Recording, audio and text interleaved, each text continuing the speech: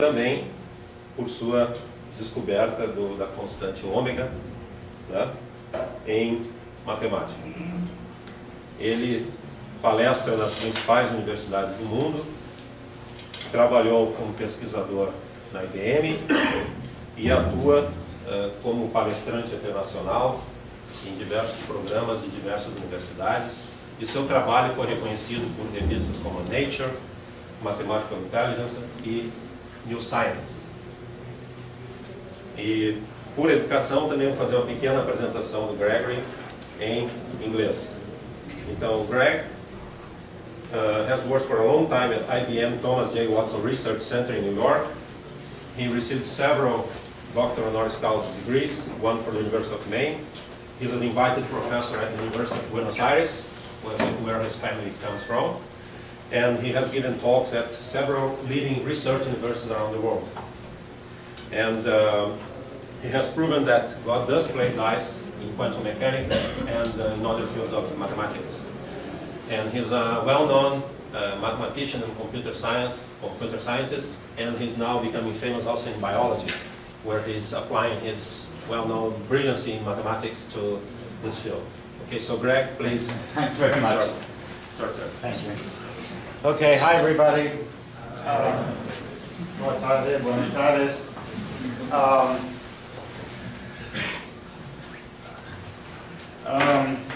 I'm trying to create a new field, and I'd like to invite you all to leap in, join if you feel like it. I think we have a remarkable opportunity to create a kind of a theoretical mathematical biology. And the reason we have a remarkable opportunity is because the way I think about it now, those of us who work in theoretical computer science have been doing theoretical biology all these years without realizing it, in my opinion.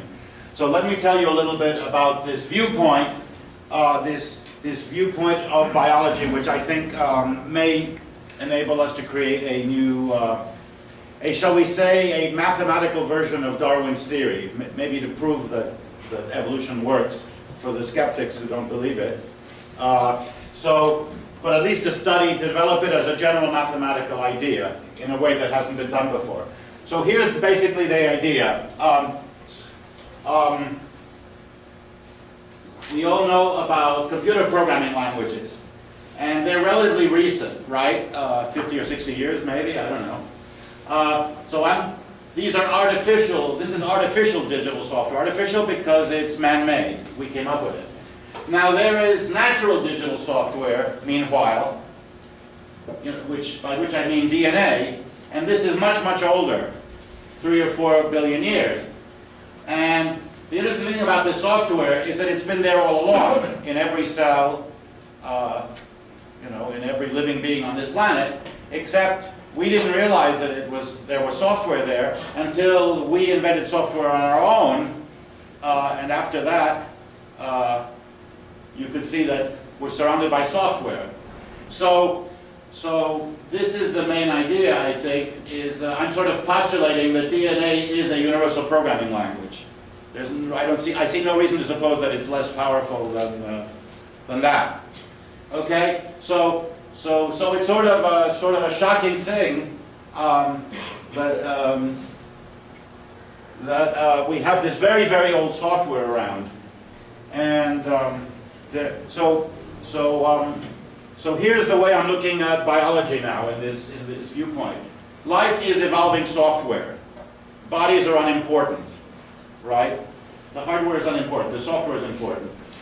And biology would then be a kind of a field of looking at very, very old software and trying to figure out what's there.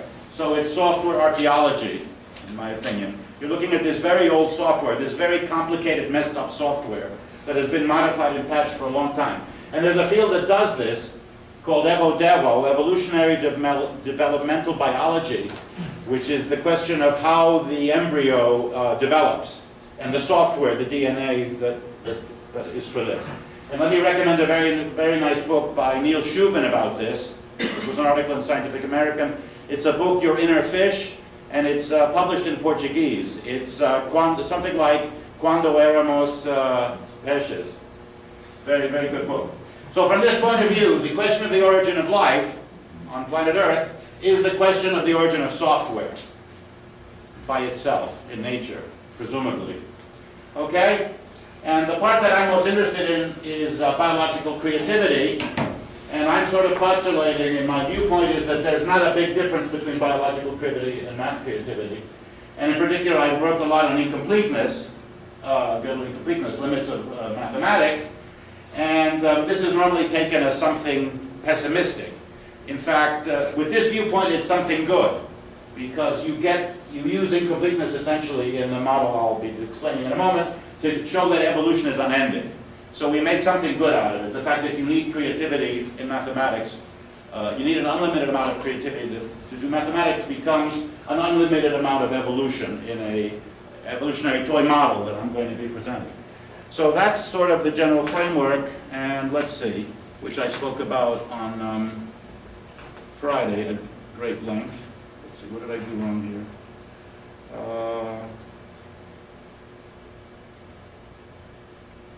Let's go down to the next chart now, and just mention briefly a little bit of history, just to entice you. So I'm referring to events that we all know. Basically, Turing, 1936, right, is sort of the founder. He's a logician who sort of creates a $1 trillion industry as a mathematical idea. He was working on the foundations of mathematics on the Hilbert program, and for a philosophical reason, he has a paper where the Turing machine is invented, and the universal Turing machine appears there. The universal Turing machine is a general-purpose computer. It's a flexible machine. It's the notion of hardware and software. It's a machine that can simulate being any other digital machine if you insert the right software. So this is a very powerful idea, and I learned by reading von Neumann. As a student, von Neumann credits Turing with creating the computer industry as a concept. Now, it's true that actually building these things requires engineering, techniques and stuff like that, and Turing was a little involved with that. But as a mathematical idea, according to von Neumann, the idea is all there in Turing's 1936 paper very clearly. Okay? So the interesting thing is that Turing loses the opportunity to apply. I'm not looking at all this history that we all know and love, right? This is a computer science talk, if I'm not mistaken. If you look at it from the point of view of biology, which is this, I'm giving you a revisionist version of this. Turing fumbles the ball. He's surrounded by software everywhere in the natural world, in the biosphere. There's software everywhere. He's just finally realized what it is that makes biology work, but he doesn't get it. He doesn't get it. He's too trapped in the pre-Turing viewpoint. And Turing, toward the end of his life, goes off and does work on biology. He works on a field called morphogenesis, which has to do with the shape, how you get shape forming in biological organisms. And this is very uninteresting work. It's using partial differential equations, old Newtonian mathematics, right? And it's a complete waste of time. So it's von Neumann who did not come up with the original idea that Turing did, but who appreciated infinitely better than Turing the full scope and implications of this new viewpoint. And this was sort of typical of von Neumann. Von Neumann is a wonderful mathematician. He's my hero. And but he sometimes he sometimes was not that original. For example, he thought Hilbert was right, and he was surprised when Gödel showed that Hilbert was wrong.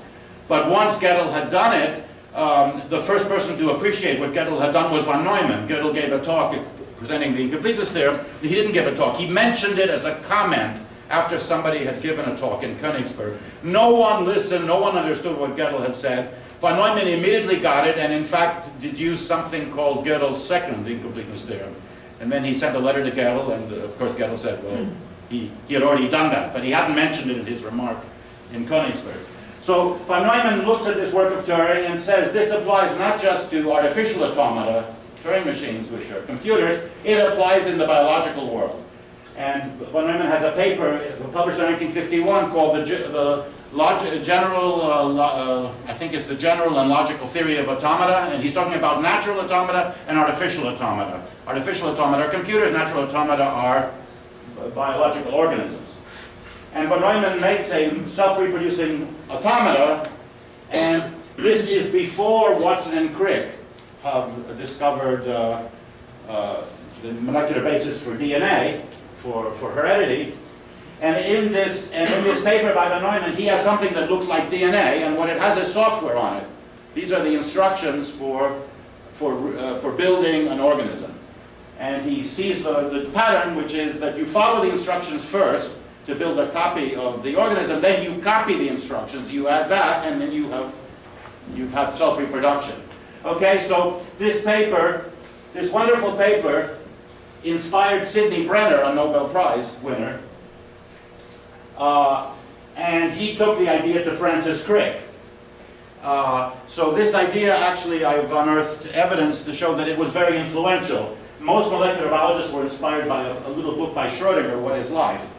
But Sidney Brenner says in his case it was von Neumann's work, and Sidney Brenner was the invisible half of Francis Crick. Francis Crick couldn't work on his own.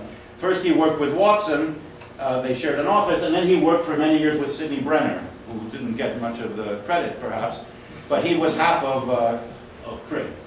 And Brenner took this idea to Crick. And Brenner says about von Neumann that it's an amazing piece of mathematical, how do you say, prognostication, seeing the future. That von Neumann sees this idea, which it took them years to fully verify was the way that DNA works. But inspired by this, you see Brenner would talk to Crick all the time, brought this idea to Crick, and Crick was sort of the leader of the beginnings of molecular biology. He was the theorist. He was the person who sort of told the troops in which direction to go. And so this was very actually influential, but it's sort of a forgotten piece of history that I found out by reading Sidney Brenner's autobiography. And okay, so this is this revisionist history of the discovery of software in computer technology in here, where there's much more of it, which is everywhere in the biological world, a fact that is not appreciated. Okay, so software is everywhere there, and what I want to do is make a theory about randomly evolving, mutating, and evolving software. A little toy model of evolution where I can prove theorems. Because I love Darwin's theory, I have nothing against it, but you know, it's just an empirical theory. As a pure mathematician, that's not good enough. I'd like to have some method definitions, prove some theorems, and you know, otherwise we don't really understand what's going on. So how are we going to do that? Well, the idea is very simple. Biology is too much of a mess. DNA is a programming language which is billions of years old and which has grown by accretion. And it's just we know a little bit about it, but it's just a catastrophe. So instead of working with randomly mutating DNA, let's work with randomly mutating computer programs where we invented the language. And we can keep it a theoretical computer program, one that a theoretician would make. So, you know, you specify the semantics, you know the rules of the game. And that is a tractable, I'm proposing that as a more tractable question to work on. So I call this proposed new field metabiology. You're all welcome to get involved in it. So far there's just me and my wife Virginia working on this. It's wide open.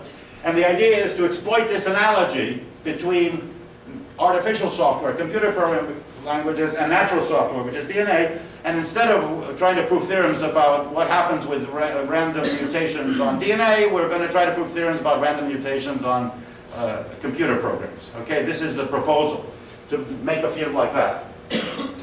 Now, one way to justify this, so my organisms are software organisms. They are only software. My organisms are programs. You pick some language, and the space of all possible organisms is the space of all possible programs in that language. And this is a very rich space. So that's the idea. So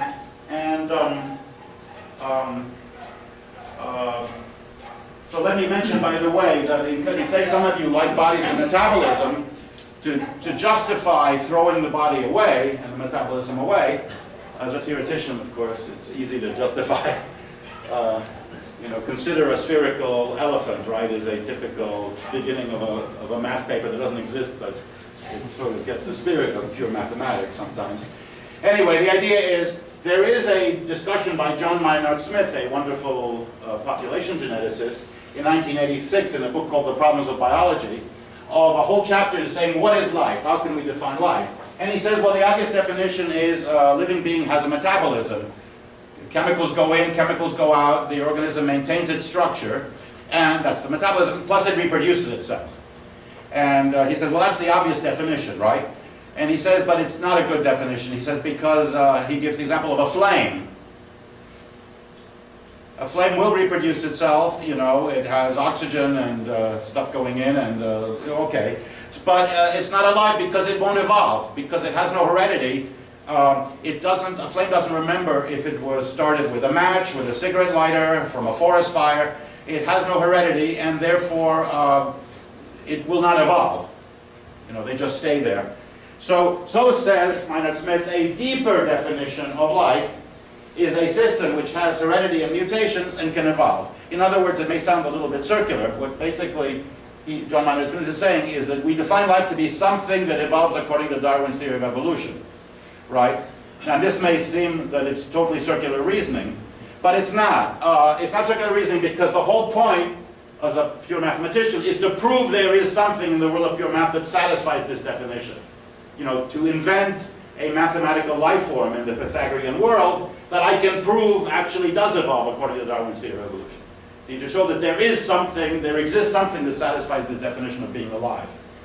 And that will be at least a proof that in some toy model, Darwin's theory of evolution works, which I regard as the first step in the direction of developing this as a theory, this viewpoint of life as evolving software. So this, I have a little something here, fortunately, from last year. So this theory is starting to work, I think, as a mathematical theory. And it's not using the partial differential equations that I spoke of with so little respect. It's beautiful stuff, I shouldn't, that Turing used. It's using the kind of post-Gödel, post-Turing math that von Neumann immediately appreciated was revolutionary, maybe even more than Turing himself, who got distracted by lots of other things that he was involved with. Okay, so this is the kind of math we're going to use. So how do we make a toy model of evolution? What is this artificial life that we're going to create? I'm going to create. Well, it's very, very simple. It's very, very simple. In fact, it's so simple that you'll say this is, it's not very realistic biologically, and I agree, it's not. But in fact, physicists would call this a toy model, which in Portuguese sounds bad, but they say it as praise. The idea is, first of all, you want to forget about the things which are not so important, to concentrate on the important things so you can get some mathematical understanding. And the other thing is, I want to know what is the simplest thing I need mathematically to show that evolution by natural selection works on it. You see, so this will be the simplest possible life form I can come up with. It's true, we're a very complicated life, but I'd like to look at the sort of pure case of the simplest thing that provably evolves according to Darwin's theory. So what do we do to get it? Okay, here comes the toy model. I'll present it on this slide, and the next one says what I can prove about it this time. So the model is very simple. There's only one organism. Not only there's no bodies, it's a program. Not only there are no bodies, there is no population, there is no environment, and there's no competition. So but it'll evolve anyway. Let me tell you what there is, though. So it's a single software organism. It's a program, and it will be mutating and evolving. I'll tell you how. What does this program do? Well, I'm interested in programs that calculate a single positive whole number, and then they halt. Just one positive number. So these programs are going to be, these programs, my organism really is sort of a pure mathematician or a computer scientist in a way. And the reason I'm going to get them to evolve is I'm going to give them something challenging to do, something which can use an unlimited amount of creativity.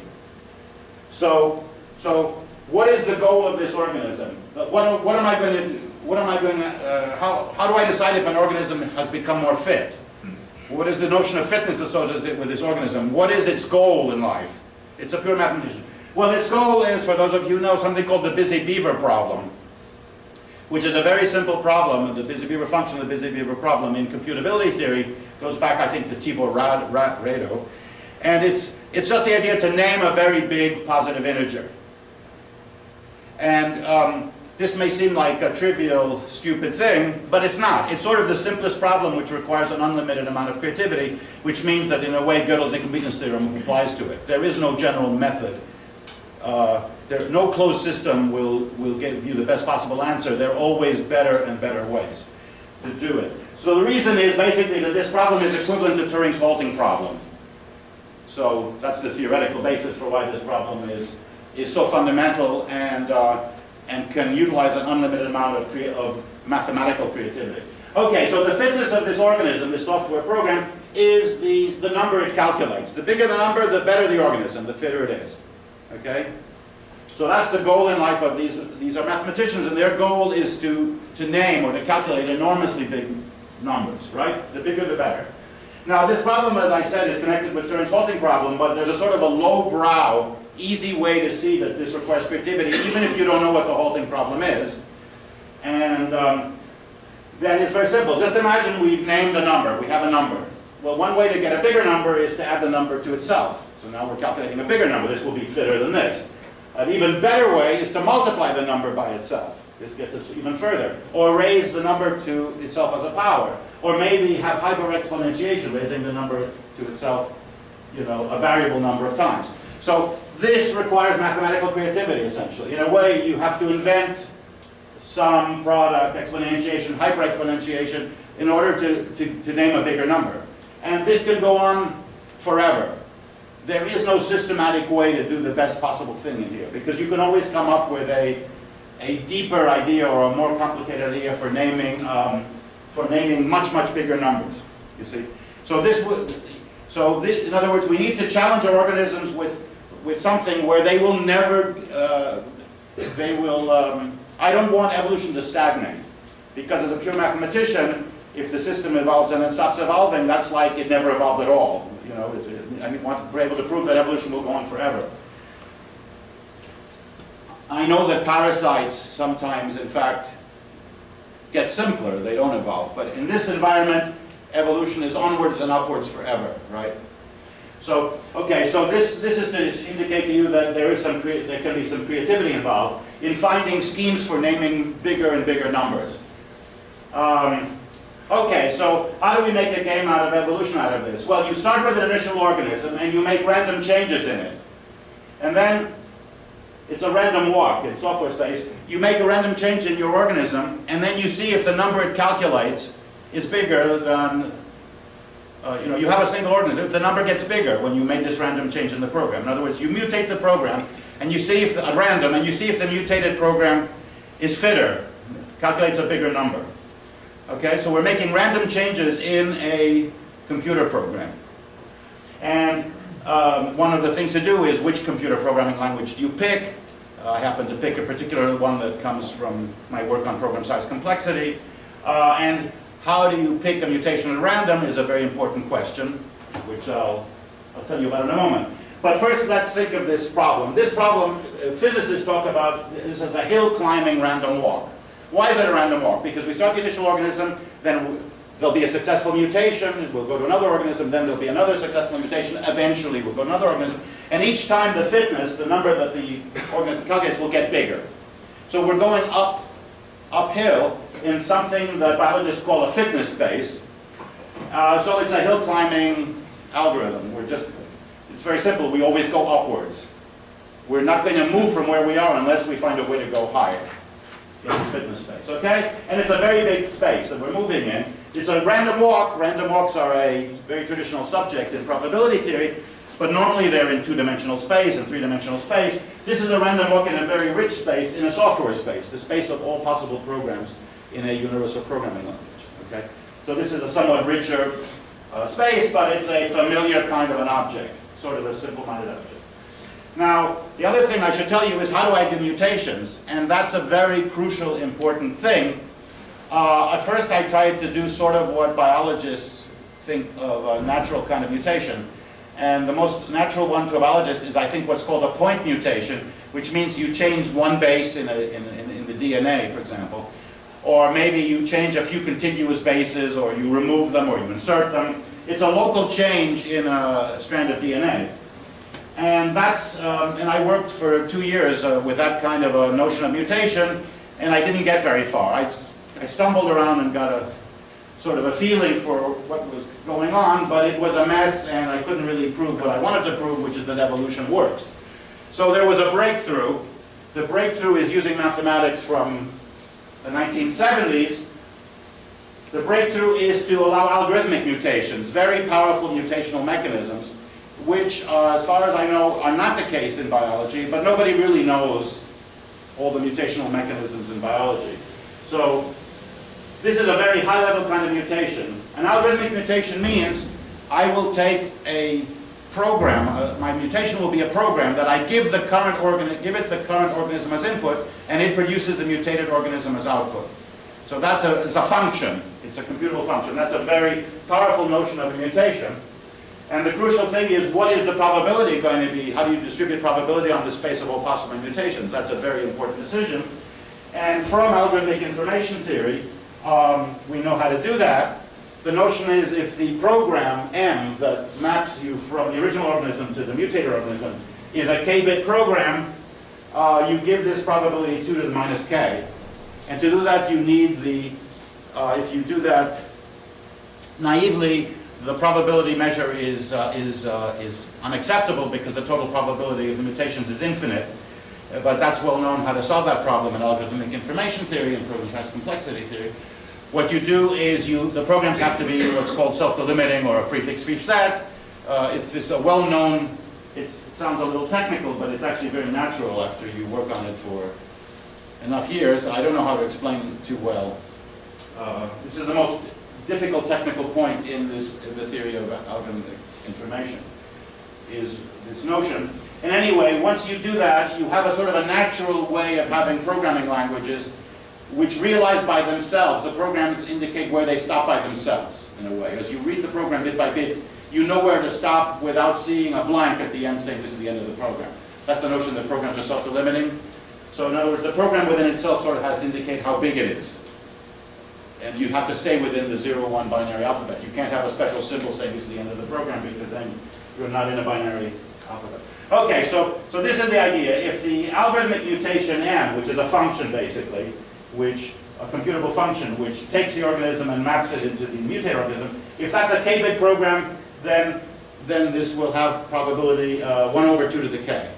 That's a very natural measure, and for those of you who have heard of the halting probability, which was mentioned in your very nice introduction, which is the probability that a Turing machine halts, which is my version of Turing's halting problem.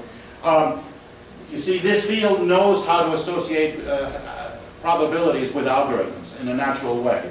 So this is those of us who work in this field are convinced that this is a natural way, we can give various reasons, for associating probabilities on computer programs. So, okay, so this is, from a mathematical point of view, this is now a very natural way to assign a probability to mutation.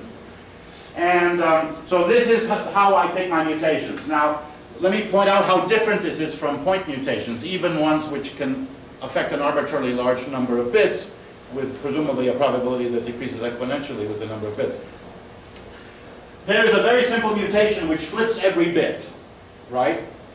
That's a very small program. You take the organism and you just change 0 to 1 and 1 to 0. So that's a very probable mutation, which this mutation will be tried a fixed percentage of the time. It'll be a very common mutation to try, because it's a very simple transformation on the program, viewed algorithmically. But you see, from the point of view of point mutations, this is an extremely violent and infinitesimally, extremely unlikely mutation, because if with point mutations, the probability of affecting the number of bits you change, as that grows bigger, the probability of the point mutation drops exponentially. You're most likely to just change 1 bit in the program. Changing 2 bits is going to be a lot less likely, and changing all the bits in a program is possible, but it's extremely unlikely. But with this approach, this is a very probable mutation. I mean, you're going to try it, but the mutation will only work if the resulting program calculates a bigger number, is more fit, is the way biologists say it, is a better mathematician, because you're getting to name much bigger number. Okay, so now one thing about this, so you see the random walk then, we have only a single organism at a time, which is trying to be a better mathematician, to improve him or hers or itself. And this gives us a random walk in software space, which is calculating bigger and bigger numbers. And we're doing it with this is the probability of each mutation.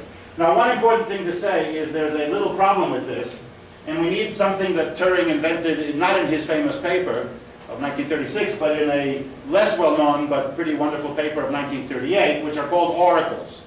And those of you who've done theoretical computer science, or at least computability theory, which is, I would say, theoretical computer science, it's even more theoretical than normal computer science, because there are no time bounds on computations. This notion of an oracle is a wonderful idea, and basically what an oracle is something you add to a normal computer, a normal Turing machine, that enables the machine to do things that are uncomputable. You're allowed to ask, God or someone to give you the answer to some question where you can't compute the answer. And the oracle will immediately give you the answer, and then you go on ahead. So I need an oracle to be able to carry out this random walk. Why?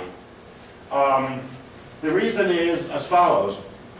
If you pick at random a mutation, an algorithm, a mapping from the organism to a mutated organism with these probabilities, some of the time the algorithm you pick never produces any output. You don't get a mutated organism. Another possibility is that you get a mutated organism, but it's something that never finishes calculating. It never calculates an integer, and maybe it never halts. So you can get stuck waiting for the mutation to finish and give you a new organism, or you can get stuck running the new organism to see what it calculates. You see? And you go on forever and it'll never calculate anything, so you're just stuck there and the random walk died. So we've got to keep that from happening, and if you actually wanted to do that as a thought experiment, you would need an oracle. You would need an oracle. Okay, so this is not, actually doing this random walk is a thought experiment. It's a Gedanken experiment. It's not something you can actually run on a computer, even if the computer is allowed to take a lot of time.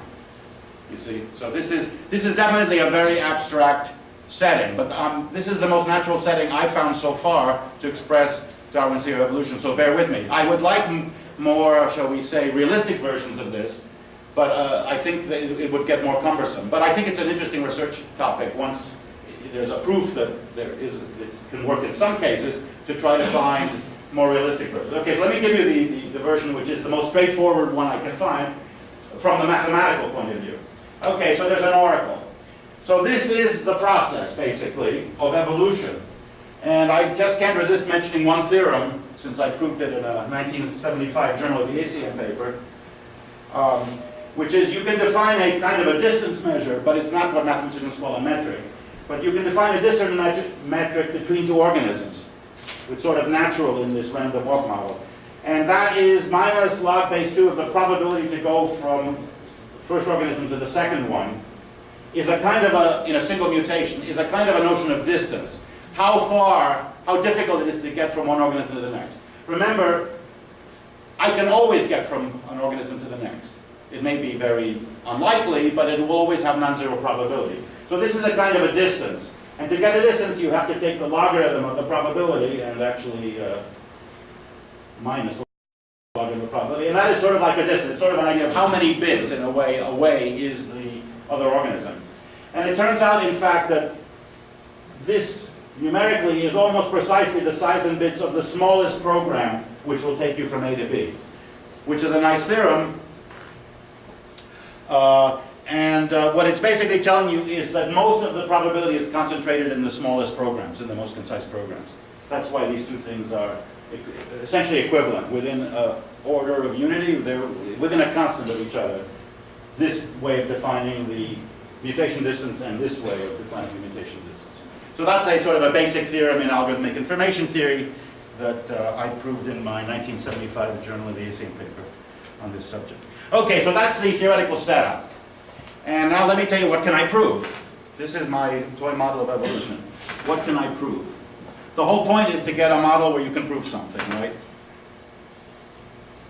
So this is the simplest model I could think of evolution. And how does it behave? What can we show? Okay, well, so this is what you can prove. The first thing I should say is that what I want to see is how fast will this system evolve? How big will the fitness be? How big will the number be that these organisms name? How quickly will they name really big numbers? So how can we measure the rate of evolutionary progress or mathematical creativity of my little mathematicians, these programs? Well, the way to measure the rate of progress or biological creativity in this model is to define a thing called the Busy-Beaver function, which is the one way to define it in this model. It's the largest fitness of any program, up 10 bits in size. It's the biggest whole number without a sign that can be calculated, that you can name with a program up 10 bits in size. This is a slightly different version from the original Busy-Beaver function of Tiborado, which took out the number of states in a Turing machine. Anyway, this is a better measure than the original one. Okay, so this is the highest possible fitness of any program up 10 bits in size. So this will be, among all the programs up 10 bits in size, the fittest one, the one that succeeds in naming the biggest integer. You name an integer by calculating it and then halting, right? Okay, so that's the best mathematician among the n-bit programs in my competition. Now, this number is highly uncomputable, the Busy-Beaver function of n.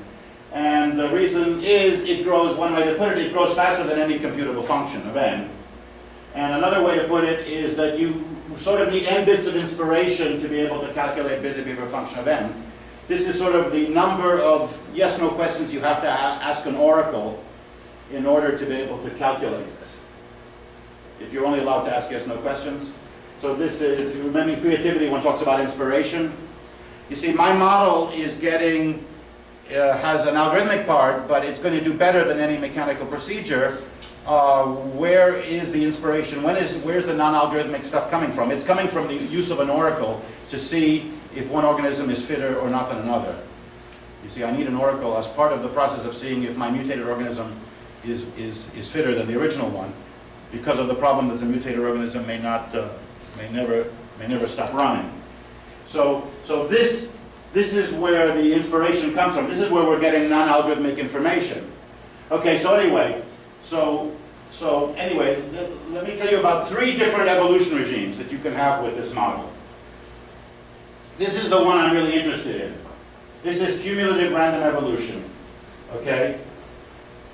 But first I want to tell you about 2 extremes, 2 sort of evolutionary regimes which are, you see, because we want to get a feeling for how well this model does when you're picking the mutations at random in the way I just described. So to get that, to sort of bracket the best and worst possibilities, to sort of see how this kind of model behaves, you need to look at 2 extremes which are not normal cumulative evolution in the way I described. So one extreme is total stupidity. You don't look at the current organism. For the next organism, you pick an organism at random. In other words, the mutation isn't told the current organism. It just gives you a new organism at random without being able to use any information from the current organism. It's a stupid, so what this does is it basically amounts to exhaustive search in the space of all possible programs with the probability measure that comes from out of the information theory. And if you do that, this is the stupidest possible way to evolve. Your organisms will reach fitness, the Busy-Beaver function of n, in time exponential at n. Why? Because basically that's sort of the amount of time it takes to try every possible n-bit program. And it'll find the one that is the most fit, and that one has this fitness. You see, so this is sort of the worst case. But notice that time 2 to the n is what? You've tried 2 to the n mutations. That's the time unit here. Every time you try, you generate a mutation at random and try it to see if it gives you a big organism. That counts as 1 clock tick. Okay, so in 2 to the n time steps, we're going to get to this fitness. Now that may sound very good in a way because the Busy-Beaver function of n is an uncomputable function. It grows faster than any computable function. So, and this is the worst case sort of in this model. So what I need to point out is this already, there is a kind of a creativity going on even in this stupid regime. Because you see, if you take organisms and you improve them mechanically, algorithmically, there's no oracle, there's no inspiration, then you get a sequence of organisms that are computable. You don't need any oracles anywhere, there's no inspiration, there's no creativity. Then the fitness can only grow as a computable function of the time. If you're mechanically improved, if you have an algorithm, a given one organism gives you the next one, and you keep always using that sort of mechanical way of improving your organisms, then the fitness will only grow as a computable function of the time. So even this scheme is doing better. It's growing faster than the computable function of the time, the fitness. But the reason it's doing this is that, remember, we have an oracle that we're allowed to use in a very constrained way. Okay?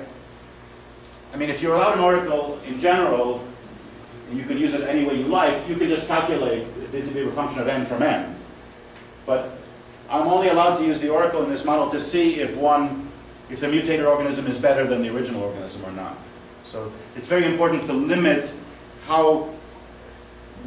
carefully how you're allowed to use the oracle, because every time you go to the oracle, you're getting, this is where the inspiration is coming from. This is where the creativity in this model is coming from. The biological and mathematical creativity. In this model, they're sort of the same. Okay, so this is the worst possible, and this is already has fitness increasing faster than a computable function. So there's something non-mechanical, non-algorithmic happening here already. Now, what is the smartest possible, the best possible way to get evolution to take place? This is not Darwinian. This is if I pick the sequence of mutations. It has to be a computable sequence of mutations, but I get to pick the best mutation, the best order, do the best possible, having the mutations one after the other that will drive the evolution as the mutations you try that will drive the evolution as fast as possible. But it has to be done in a computable manner, pick the mutation. So that you can sort of call intelligent design. I'm the one who's designing that, right? In my model, I get to in this case, I get to pick the sequence. I get to indicate a sequence of mutations to try, that will really drive the fitness up very fast. So that's sort of the best you can do. And what that does is it reaches the busy-beaver function of n in time n. Because basically, in time n, it got to go to the oracle n times, and each time you're getting one bit of creativity. So this is clearly the best you can do. And you can do it in this model. So this is the fastest possible regime. So this, of course, is very stupid, and this requires divine inspiration or something. You're not allowed to pick the mutations in the best possible order. The mutations are picked at random. That's how Darwinian evolution works. So what happens if we do that, which is sort of cumulative random evolution, the real thing? Well, here's the result. We're going to reach busy-beaver function of n in a time that is, you can estimate to be between order of n squared and order of n cubed. Actually, this is an upper bound. I don't have a lower bound on this, which is a piece of research that I would like to see somebody do, or myself for that matter. But for now, it's just an upper bound. Okay, so what does this mean? This means, I would put it this way. I was very pleased initially with this, which means that picking the mutations at random, I would say, is almost doing as well as picking them in the best possible way. It's doing a hell of a lot better than exhaustive search. You see, this BBN and time n, and this has been time between n squared and n cubed. So I was delighted with this result. I mean, I would only be more delighted if I could prove that that in fact this will be slower than this, because I'd like to separate these three possibilities. That I don't have yet. But I told a friend of mine, Chris Kaluta, about this result, and he doesn't like Darwinian evolution. He told me, well, you can look at this the other way if you want. This is actually much too slow to justify Darwinian evolution on planet Earth. And he's right. If you make an estimate, the human genome is something on the order of a gigabyte bits. So it's let's say 1 billion bits, or actually 6 times 10 to the 9 bits, I think it is, roughly. And so we're looking at programs up to that size in bits. So n is about of the order of 1 billion, 10 to the 9. And the time, what he said is, well, you would need, that's a very big number, so you would need basically this to be linear for this to have been able to happen on planet Earth.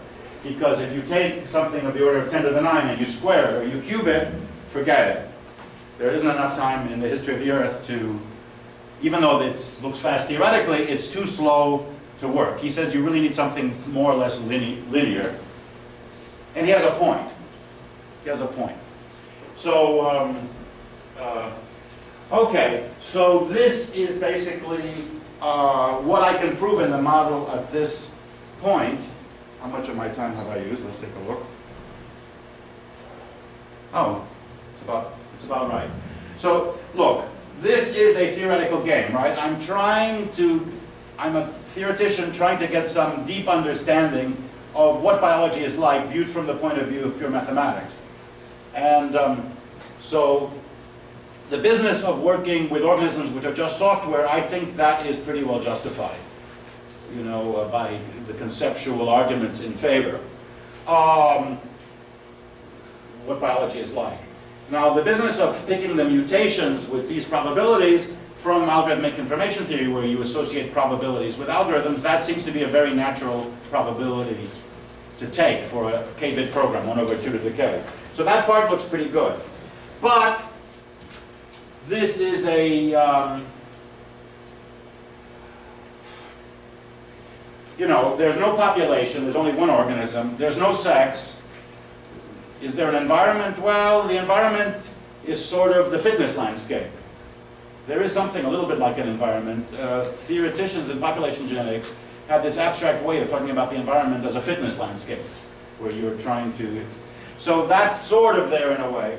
But this is a very, very simple-minded model, and there is the fact that I have an oracle here also. You know, that I'm considering programs, what the programs are trying to do is work on a mathematical problem, and I don't care how much time it takes. That makes the mathematics very simple, but it's very unnatural from the point of view of real biology. So what would real biology like? Well, first of all, you might want to limit the runtime of your programs. You don't want to have to use an oracle, probably. And then you might want the organisms to do something different from trying to name a big positive integer, right? And there are some other possibilities I've worked with, like naming a constructive ordinal number or calculating a fast-growing function. There are variations on what you take as your fitness measure. There are problems that also can utilize an unlimited amount of mathematical creativity. Anyway, the question is, what happens if you change the setup? What's going to happen? Well, my general feeling, I mean, my hope would be, this is the Platonic ideal of Darwin evolution. If I'm lucky, I don't know if it is. This is the simplest, most straightforward model I can come up with now. And I'm sort of assuming that you're going to separate these two times, because if these collapse, then it's a big embarrassment for this theorem. So that's a missing piece. So maybe, if one is lucky, this would be the simplest situation. This would be sort of the simplest Pythagorean or pure mathematic organism that you can prove evolves according to Darwinian evolution. Well, that would be nice. I'm not sure if it is, but that would be sort of the goal. But what happens if you try to make things a little more realistic? You know, no oracles, limited runtime, you know, all kinds of things. Well, my general feeling is that it'll sort of be a trade-off. The more realistic your model is, this is a very abstract fantasy world, right? That's why I'm able to prove these results. So if it's more realistic, my general guess is that it'll be harder to carry out proofs. And it may even be that you can't really prove what's going on with more realistic situations. Let's say, for example, we limit the runtime, or we limit the kind of programming language to a language which is not universal, a more restricted programming language. And let's say we do a computer experiment. So then if you limit the runtime and you have, say, a more restricted programming language, not a universal programming language, you have programs in some sub-recursive language, or so you could actually carry out simulations of this random walks on a computer. And then you could get experimental evidence of how this kind of evolution behaves, which I think would be fun. And I think you might need to run a computer experiment, because I suspect it'll be a trade-off. Either you're going to prove beautiful theorems because your model is very much in the fantasy world of pure math, or if you make it more realistic, I expect that it may be very difficult or impossible to prove theorems, but you may be able to do massive computer experiments and accumulate suggestive empirical data, so to speak, from big computer runs, looking at how typically these random walks behave. So there are a number of possibilities for going forward this kind of research. And people who like to do computer experiments could work on this. People who like theory could work on this. Another step Another idea would be to put in some of the work on time complexity into this. Anyway, I think there are a lot of possibilities. I did ask some physicists at the Santa Fe Institute. In January, I gave a talk on this there, and that's a place which is very well known for their work on complexity, complex systems. So I asked some of the people there, is there a model of evolution, a toy model, that is run on the computer in which evolution seems to go on forever? And they said no. All the models up to now, maybe they evolve for a while and then they stagnate. Okay, so we don't have empirical evidence that some model of evolution is going on. It's the problem of the stagnation. And I asked, is there a theoretical model? And they told me that their feeling was that this was probably the first case where somebody can prove that that you get evolution to continue. Now let me mention, by the way, this model has life in it from the beginning. This model does not talk about the origin of life, because I already have a universal programming language here at the beginning. The origin of life is how you pick your programming language, right, where that comes from. So that's an interesting question that this is not discussed here. I have some thoughts about that, but that's not in this model. This model, you start off with life there, DNA there, and then you just see what happens afterwards. Okay, but the general message I want to give is, I think that, you see, people often talk about DNA as a kind of programming language, and they mean it sort of loosely as a metaphor. And we all know about that metaphor. It's especially used a lot, I think, in Evo Devo. But it's a very natural metaphor because there are lots of analogies. For example, people talk about computer viruses. And another analogy is there is this sort of principle in biology as well as in the software world that you don't start over. If you have a very large software project, a large piece of software, and it's years old, the software tends to get complicated. And you start having the whole history of the software project in the software, because you can't start over. You basically have to, you can try adding new stuff on top, but so that's a very well-known fact in Evo Devo, in biology, which is that we are very bad designs for mammals. There's a lot of things in the human being which are basically left over from when we were fish, as Neil Shubin points out in his book. And you sort of make the minimum changes to turn a fish into a mammal. And if you could start over, the design would be a lot better. There are a lot of strange things in the design, things that make people sick, where you can have problems that come from the fact that you couldn't throw all the software away and start over from scratch. Well, you can't do that in the world of software technology either.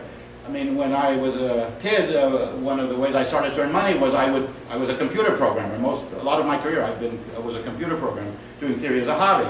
And I was programming computers in assembly language, which is basically the bare metal, the actual language of the machine. Now, nowadays, nowadays nobody would use a low-level programming language like that, and there were no software environments. It was very primitive. We take for granted very sophisticated high-level programming languages, very sophisticated environments in which you get graphics, window interfaces, you get internet communication, all there built in, and then you build on top of that. So that's very much what happens in biology also. That we have things that come from sponges, some of the first multicellular organisms. We have stuff that come from amphibia. We have a lot of stuff that comes from fish, and this is why I'm saying that biology is software archaeology. And now that human software is also starting to have 50 years of age, and we have some very big software projects, you start seeing the same phenomena, of course, taking place in the world of software technology, which is that you get stuck with bad decisions. A friend of mine who's a musician, he says the MIDI interface is garbage. Now we would know how to do it better. Unfortunately, every device already uses that interface, right? So it's just too bad. Or an older example is what you say in English, the QWERTY typewriter keyboards, right? The letters that are most frequent are not in the right places. They are deliberately put far away from each other because when the first typewriter was made in the late 1800s, the mechanical linkages were not too well designed, and they didn't know how to make typewriters very well, and the typewriter would jam because people could type too fast. So the letters were deliberately put on the keyboard in a way to slow human beings down. Well, the keyboards now don't have that problem, but we're stuck forever with these bad keyboards. I remember once somebody at my lab came and showed me something called a chord keyboard, and it was this masterpiece that was rationally done, and you could type much faster if you were willing to spend, 6 months of your life learning to type this. And you would only have if you carried your keyboard around you and all the software, so guess what? It didn't happen. So this is actually, the point is that there's a well-known meta-analogy between the software in the natural world now and the software that we create, human technology. But what I'm saying is, it's not just an analogy. You can actually take advantage of that to develop a mathematical theory of biology that is some fundamental level. And I don't know how far this theory can get, but I think there's enough evidence here that at least you can start down this direction. And I think it would be interesting to try to go and see how far one can get on this. And it's, there are only 2 of us working on this so far. This field is wide open. So what I'd like to say, if any of you have some free time and want to work on something crazy. So the general message is theoretical mathematical biology exists. Some people say biology is an inferior science because if you look at theoretical physics is highly mathematical, beautifully understood. And if you look at biology, it's just not at that level, right? So the question is, can there be a theoretical biology that is as powerful and as significant and important and central to biology as the mathematics of theoretical physics? Well, the answer is, I think, sort of. Metabiology is not theoretical biology, it's theoretical metabiology. I mean, I have to simplify in order to do this. But it has something to do with real biology. So the point is, in a way, every time you're doing theoretical computer science, or even practical software engineering, there are funny analogies with what actually happens in biological organisms. And also the 2 technologies of our time that are the most developed are, guess what? Computers and bioengineering. Bioengineering is newer, but it's, in fact, there's more excitement in that field now, it seems to me, in some ways, than in the computer field, because the computer field is a little more mature. It's been here for a while. Biotechnology is really flowering at the moment. They both deal with digital programming languages. A very old one and a relatively young one. And I feel that there really is an opportunity to take advantage of this. There is common content there, you see. So I guess one way to, the most aggressive way to put this as a sort of a joke is, there already is a deep theoretical mathematical biology. It's called theoretical computer science. It's already there. Thanks very much.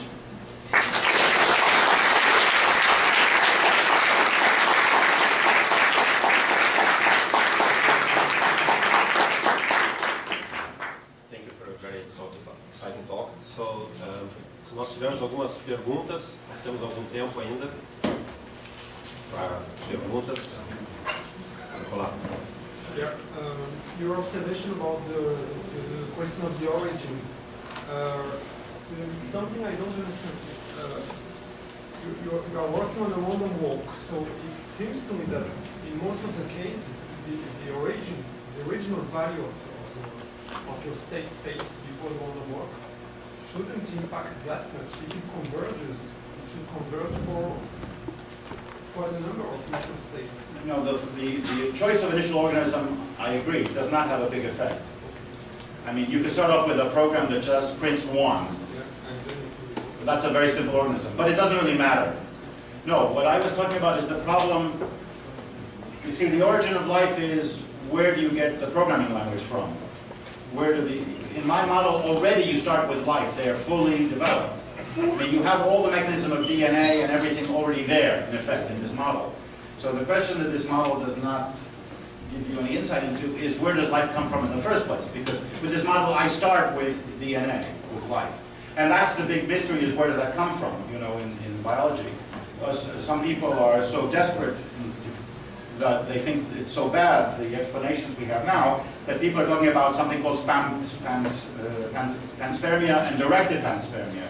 Panspermia is sort of the idea that life comes from some other planet and its spores drift in space and just happen to fall on planet Earth. Directed panspermia is even funnier, instead of God, what you have is these brilliant extraterrestrials who like gardening, and they saw this barren planet Earth, and they said, "Oh, let's invent a life form. Let's find a software that will do well on this planet, a programming language." And they,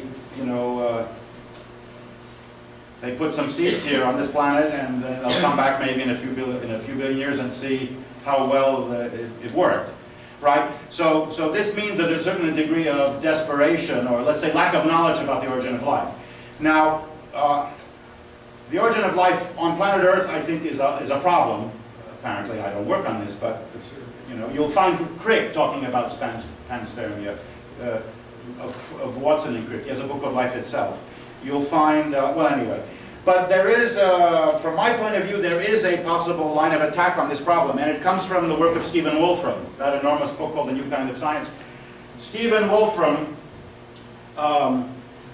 puts a lot of, his book has a lot of empirical evidence that it's easy to get life in a way.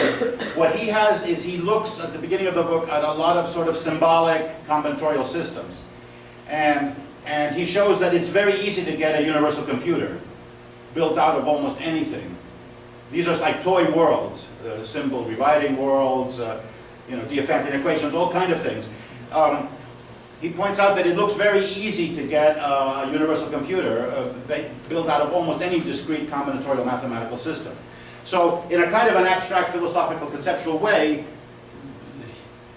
what he's arguing is that he presents a lot of cases of evidence showing that getting, in effect, if you have a computer, then you have a life form.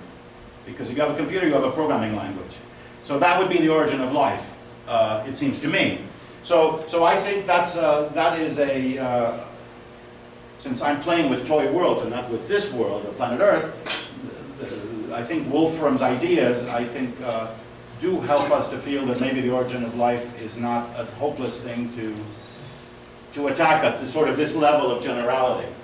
But the origin of life on planet Earth is a different question, and then you have to know about the biochemistry of the early Earth's atmosphere, the Earth's surface, and all kinds of biochemical questions and autocatalysis and this and the other. And it may be in fact that there is a suspicious fact, which is the reason people turn to panspermia, which is that the first cells on planet Earth apparently showed up relatively quickly, in about, I've heard estimates that 200 million years after the surface of the Earth was sort of chemically acceptable, the temperature and everything was such that there could be cells, the first cells appeared in 200 million years. These are cells without nuclei. They're primitive cells, but they're cells.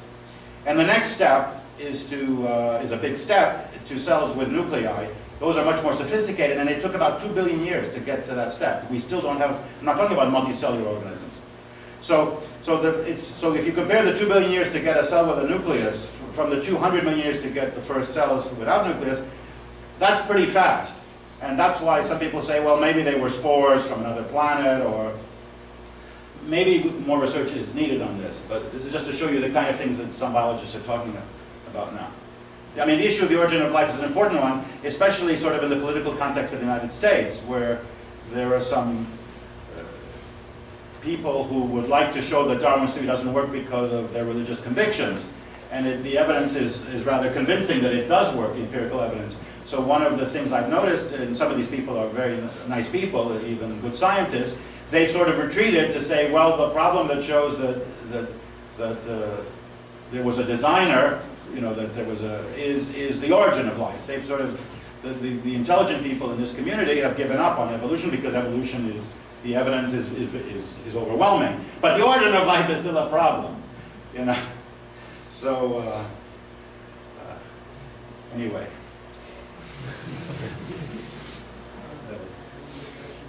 In the field of biology, how can you distinguish hardware from software? By fear. I'm a pure mathematician. I postulate in other words, I don't have the problem. You're saying if somebody gives me a device, a physical organism, comes up to me and you want me to, that I don't know how to do. I'm postulating, I'm creating a world I'm sort of like these I'm in charge of this world, and I set up the rules the way I want. And the rules I set up are that all we have is software. Now, if you're asking, how can you tell if some strange life forms comes up to us and we want to see, where is their software, that can be a challenging problem, especially if they fight back. They don't want to be examined. So, but the question of the distinction of hardware and software is in Turing's first 1936 paper. A normal Turing machine, there are an infinite number of possible Turing machines. Every possible digital computation, they're special purpose computers. One Turing machine can only do additions. Another Turing machine maybe is only made to do multiplications. And Turing comes up with a proof that there is a general purpose Turing machine, he calls it a universal Turing machine, I think, which is so clever that if you tell it which other Turing machine you want to simulate, it will carry out the simulation. And according to von Neumann, this is the creation of the computer industry. Von Neumann, this is if you want to take a mathematical logician and claim that this creates a $1 trillion industry, he's your man, Turing. Now in practice you need engineers, you need hardware. But the idea as a mathematical idea is, I agree with von Neumann, is there in Turing's original paper. And that is the fundamental idea of why computers work at the conceptual level. Getting the hardware that will actually do this is an engineering problem or a physics problem. That's another problem. So, but... Yes. I have mentioned about Santa Fe Institute. In 1993, there was a researcher from there called Stuart Kaufman. Yeah. He was trying to prove that evolution was kind of complex systems, that you have some sinks, and that it isn't a kind of an endless evolution. Right. And I don't understand why do you think that's intrinsically an endless? Because it seems a little different from Kaufman. Well, look, the question of biology is an enormous field, and even theoretical work on biology is an enormous field. And there's a lot of good work there. I have nothing against it. This is a somewhat different viewpoint.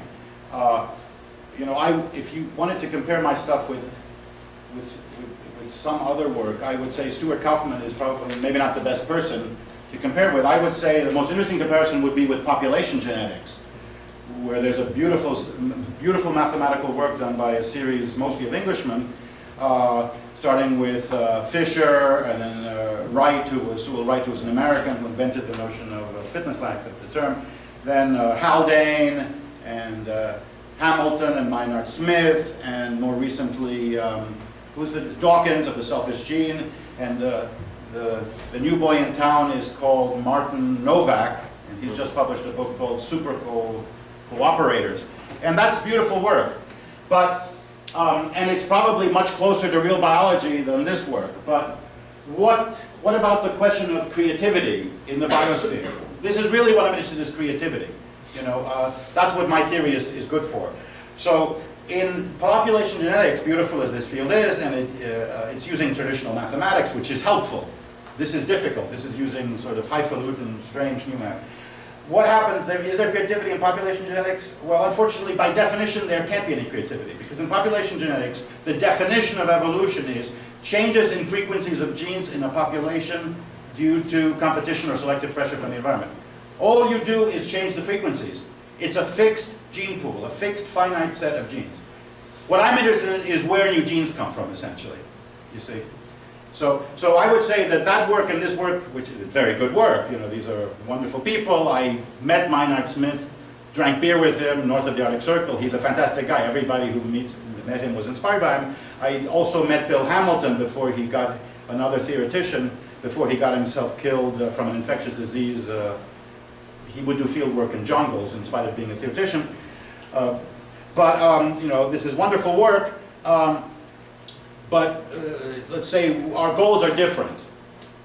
You see, the question that really is here is creativity. Now, Stuart Kaufman's work has to do, I think, with with self-organization, and he's looking at different, I would say, lower level models. So, you know, I think the question of biology is such an important and difficult, it's very important and it's very difficult, messy. In English you say a million-pound marshmallow, you know, this gigantic, and you know, there's room there for all kinds of different personalities, all kinds of different kinds of research. And I think it's all good, and I have nothing against all this work, and you know, this is a new direction which I think is promising. I'm going off orthogonally, perpendicular to all the existing work.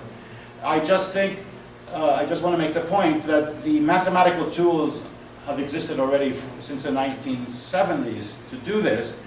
And it just seems to me that it's a possible research area that, it's a research direction that somehow got missed. And I would just like to call people's attention to that. But it's very early and it's not clear how far you can get with this viewpoint. And the other work is, I have nothing against all the other work.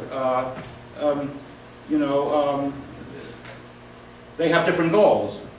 What the areas in which that other work are useful are different from this. This is very theoretical. You know, that should be very clear from the beginning. Okay, and Stewart is a nice guy. Now, a general comment on intellectual style.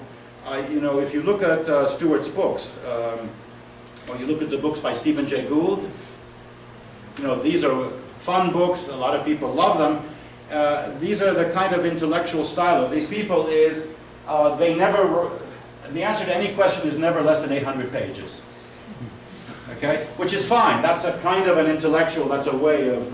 Now, my approach is different. I'm coming from pure mathematics, and my sort of belief is that any idea is important. It can probably be put on one chart, because pure math, you need simple, powerful ideas.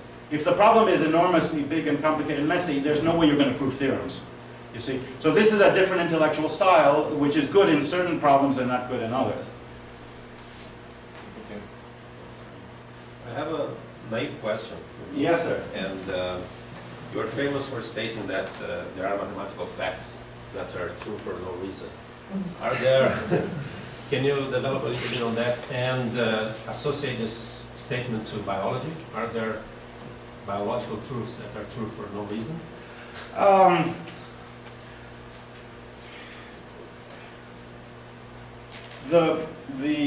Okay, Turing is famous for this, as a theoretician at least. Turing did lots of practical work.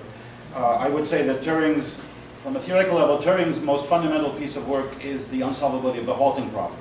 The fact that you have this very simple question which escapes any algorithmic, the power of any algorithm method, and escapes the power of any formal axiomatic theory.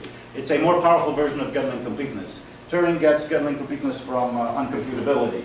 Okay, so that's what I regard as his important piece of work. Now, what I do with that is I change it into a probability. I talk about the halting probability. The halting probability will be 1 if all programs halt. You pick a program by coin toss, and it'll be 0 if no programs halt. And you can think about the exact numerical value of the probability that a program that a monkey types will halt. Eventually, no time limit. So it's a sort of a statistical version of Turing's original question. This number, even though it has a very simple definition, I just defined it, turns out to be paradoxical in some ways. It looks random. It's not random. You know, the numerical value is precisely defined once you tell me what your programming language is, right? But if you could see this number, which you won't, it would look like the typical results of independent tosses of a fair coin. If you write the bits in binary, you know, 0 and 1s will be equally likely. There'll be no way to distinguish it. It has no structure. It looks random. Now, the precise mathematical statement of that is that it's irreducibly complex. There is no program. To get n bits of this numerical value of this number requires an n-bit program. It cannot be compressed into anything smaller. That's the notion of Chaitin complexity that you mentioned. It's an incompressible, algorithmically incompressible sequence of bits, the 0s and 1s. Well, this has something to do with biology. This has a lot to do with biology. So I'm glad you asked me this question.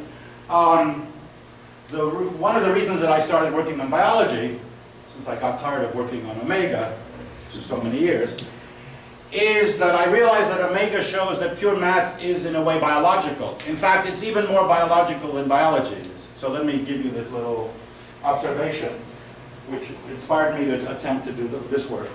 The reason is like this. Well, biology is famous for being a very complicated subject, right? Messy. You don't have a simple equation for anything like you do in theoretical physics. And one way to sort of get a handle on the complexity of biology is, well, look at the human DNA. How big is it? Well, it's 3 times 10 to the 9 bases. There are 4 bases, A, C, G, T. So that's 6 times 10 to the 9 bits, which is a little bit less than a gigabyte.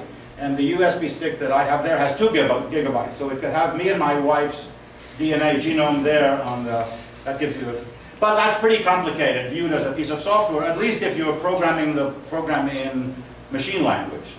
You know, that's a very big program, at least from my early days earning a living as a computer program when I programmed in assembly language, and the programs were all by themselves without a library of subroutines. That would have been, a gigabyte would have been, I mean, the machines then had 16K bytes. You know, a gigabyte of a program written by hand by a human programmer at the level of machine language would take, I don't know, it would take probably the order of 1 billion years to write, right? So, and not to mention debugging it. But so that's a big program. Now, so biology is complicated. But how complicated, so biology is complicated. It's not, you know, there's not going to be a simple equation for your spouse or for a genome, like you would get in theoretical physics. But how complicated is pure math? Well, the answer is, pure math is even more complicated than biology. It's infinitely complicated. Why? Because it contains the halting probability, whose bits are irreducible, algorithmically irreducible mathematical information. So if you look at the numerical value of the halting probability, it has infinite irreducible complexity, which is, you know, biology only has very large complexity, but it's finite. Pure math, of course, is not going to be satisfied with that. It has infinite complexity. So in a way, pure math is even more biological than biology. And that's when I started thinking that maybe all the stuff, the fundamental work on theory of computation from Gödel and from Turing and everything, and my own work should be rethought of in terms of biology, and I started studying biology. So this gives me now this revisionist history of theoretical computer science viewed in biological terms, which I think is sort of fun to look at it from a different perspective, and tell people it's like the French joke from one of Molière's plays, Le Bourgeois Gentilhomme. He finds that all his life he was speaking prose, right, to his amazement. Well, once we invented software, we found out that it was everywhere in the natural world, in the biosphere. It had been there all along, we just hadn't realized it. And this fact, I think, is not sufficiently emphasized. Turing did not get it at all. He went off looking at partial differential equations. Von Neumann got it and did this wonderful paper, which was, as far as I know, only seen by, really appreciated properly by Sidney Brenner. But that was a good, that worked because these ideas were in Brenner's head very clearly, and I'm sure since he spent all day long talking with Crick, who was sort of the theoretician who was leading the whole creation of molecular biology, you know, the question was, what does DNA have? I mean, people knew that the molecular composition, but the question is, what good is it? Why does, you know, what those bases there, the trick was to think of it as a computer programming language. And that was guiding that early work. And this came from von Neumann. And while Turing, poor fellow, was working on partial differential equations. So I think that's a sort of an interesting historical fact. I hope that answers your question a little. So, mais alguma questão? So, thank you very much. Thank you. Very exciting.